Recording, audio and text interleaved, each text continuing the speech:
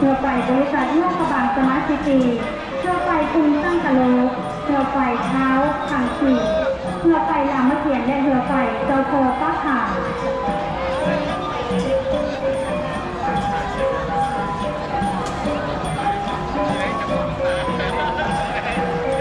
สำหรับขบวนเรือไฟโบกเพื่อส่งเสริมโลกบางเข้าเป็นเมืองมรดกโลกครบ30 ปี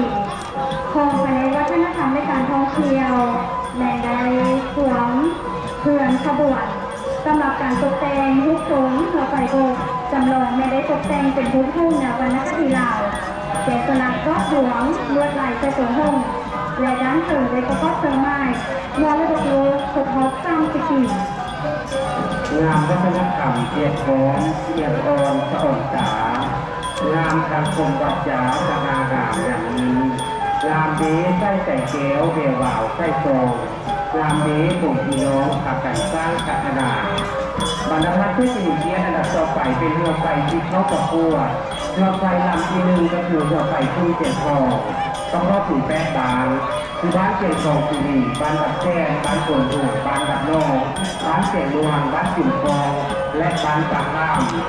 ลักษณะของเรือไฟเป็นพญานาคลากไล่ที่จันมีชื่อว่าพญาที่สัตนาเจ้าความไม่ของเรือไฟพญาที่สัตนาเจ้า